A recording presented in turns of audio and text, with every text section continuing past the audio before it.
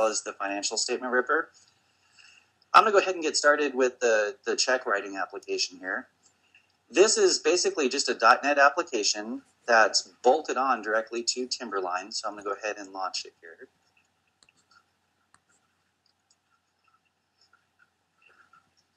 It's making an automatic login process here. And basically, it's way easier than setting up create a check and or print boss. There's no other database per se to maintain. All of the bank information is resident within the cash management module of Timberline. I'm going to go ahead and fire that up first of all here.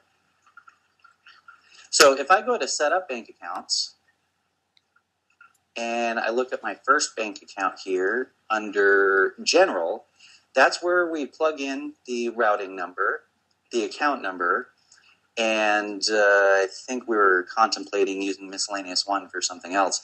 But anyway, those are really the only key pieces of information that needs to be passed on to the check application in order to produce the MICR encoding.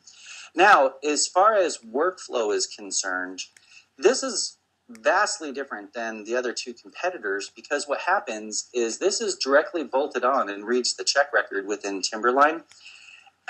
As a result is we hit this button here that says load ready checks. If I execute that, it goes out to the Timberline check record and retrieves all of the checks that have not been stamped as digi-check printed. And that's kind of a key difference. Because when we load ready checks and we actually process the check run, when we process the check run and everything produces properly, we actually circle back with a secondary process that stamps back to the check record that it's been printed. So it actually impacts the workflow a lot better than the other two products because they can produce several check runs throughout the day. And at the end of the day, they can just do one big check run that would include everything that has not been printed at that juncture. Now, as far as the actual check statement designs themselves, let me find my little folder here. If I go into E, Digiprint, I don't know if it's Crystal Reports or Forms. What we do is we actually create Crystal report designs, and the only consistency we need is you just simply name the Crystal report itself as the bank ID. So we can create multiple copies and paste them in and so forth. And for instance, if we were cutting checks out of payroll first, we would just simply name this check payroll first or what have you. So I don't have any ready checks ready to print, but I also have a reprint functionality. So I can execute the reprint functionality, say check number 1 through 99999, just to see what's out there.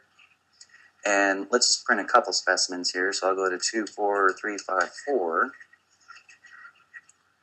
So now, and all of this, we're still working out the final details on the security controls. The security controls are going to be tracked by domain user. So we would set up a domain user account that's unlimited, that would be able to print checks of any dollar amount, reprint checks, and so forth. And then we'll start scaling it back for limited operators. But if I just simply want to print these checks, whatever's in the buffer here,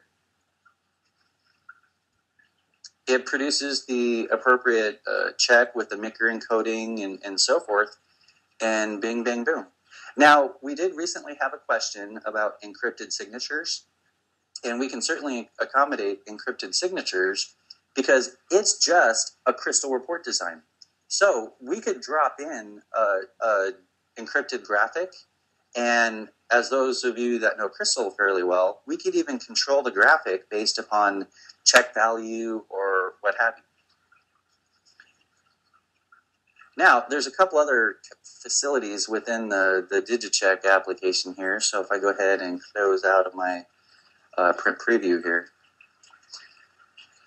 Another thing that comes quite in handy is the bank selector. So unlike create a check and so forth, where you process a check run within Timberline, at that given point in time, it processes the text file and so forth. There's apps, if the user wants to change the bank in which the checks are coming from, when, as everybody here knows, when you're going through the AP selection process, that's the only point in time when you can change the bank account. What this gives us the ability to do is in the bank selector facility is we can go out to perhaps all of the open invoices or only invoices selected for payment. I'm going to go ahead and select all invoices here. And if I wanted to maybe not hit those checks or whatever, I could delete them off the grid. But whatever's left on the grid, I can go ahead and override and stamp that particular bank account on all of those check runs. This actually was the first piece that I developed a long time ago for Fontainebleau, because they were using Create a Check, and they had, gosh, I think 6 operating accounts. And they were constantly cutting checks from all the different operating accounts. So we had to come up with some slick way of doing it. And actually, I think for Fontainebleau, we even had another selection on here to carve it down even more. But what they would do is they would go in and select all the invoices for payment, load them up, and then they would just override for the respective operating account that they wanted to disperse from. Now, right now, the AP functionality is 100% locked and loaded. This is actually deployed at one of our clients, Brahma in Utah. Now, the only part that I have yet to finish is the payroll check form. The plumbing is already in place to produce the payroll checks. I just haven't got off my lazy butt to physically design a really cool payroll check form. And lastly, the other thing that I want to do is at print time, I want to give them the ability to manually pop in the summary payee name and all the summary payee information. And then also, I don't see it here, but there should be the payment memo. Yeah, we haven't finished that part yet. I also want to be able to let them ad hoc and do the payment info. Now, the last major improvement that I want to put in place here is there'll be another column here where they could double click on the check record and actually turn it into an ACH. So if it's an ACH, then instead of actually going out and printing the crystal check document, we would have a similar document, which is really just an ACH advice. And then, of course, the same functionality would happen for the distinction between a direct deposit on payroll and a regular check on payroll. So I'm going to go ahead and unmute everybody for discussion, but that's pretty much the nuts and bolts of the digi-check application.